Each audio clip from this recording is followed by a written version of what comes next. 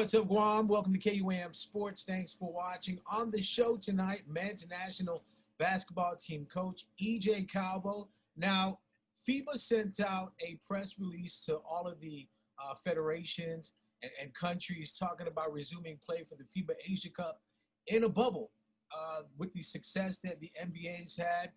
Talk about the Guam Basketball Confederation's first initial response to getting the word from FIBA. Well, we're excited that basketball competition will be back in action. It's just in a totally different way than what we expected. We had hoped to host more games this year in Guam, but it's not the right time to be hosting large-scale sporting events. So, first and foremost, we want to look at competing in a safe environment, and it looks like FIBA's making the preparations to put the qualifiers into a safe competition mode with the bubble format. And when you got the word from FIBA, were you already hitting the chat, hitting guys up, and just spreading the word about what's next to come for Team Guam? Yeah, we've been in touch with every player throughout the quarantine periods and the pandemics. Everyone's been talking about their weightlifting program. Most guys, whenever possible, we're hoping just to get shots up and stay in shape. But now it's time to ramp up that training in terms of intensity. And most people have access to a basketball goal at home or in the neighborhood. But now we're really pushing them to get their heart rate up and get their legs ready to compete. So even the young guys that were preparing for a college season that has been delayed are still struggling to get workouts in. So it's going to be a little bit of a struggle for the next few weeks, but the players are picking up their workouts and obviously getting out on the road and on the beach, doing as much individual fitness or workouts as possible. And from the GBC side, has FIBA contacted you guys and offered any assistance in any way to help with the program? Yeah, they've been very helpful in terms of actually throughout the entire year in terms of connecting us with coaches and player development professionals, giving us advice and tips. If the pandemic didn't take place, we might have conducted training camps with their assistance and maybe even bringing coaches to Guam to work with our national program at all ages.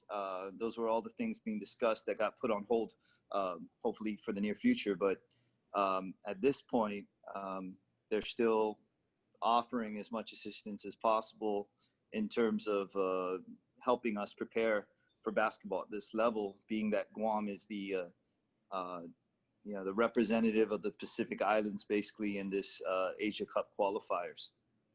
And the good news is some of the players on the team right now are still playing professional overseas. And how do you see that helping with the national team program and the team as you guys look forward to assembling? Well, it's a double-edged sword sometimes because obviously they have commitments to their professional organizations, and hopefully the schedules can be coordinated for them to participate in any FIBA windows we have coming up.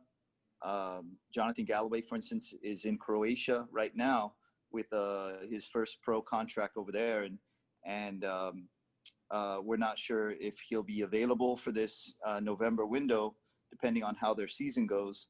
But that's just an example of he's going to be in great shape. He's going to be ready to compete. But we just have to keep our options open. And that's why it's important that we keep a large roster of players working all the time, because when it comes time to assemble for Team Guam, there's a bunch of factors that come into play when we develop our roster. Yeah, let's talk about our team.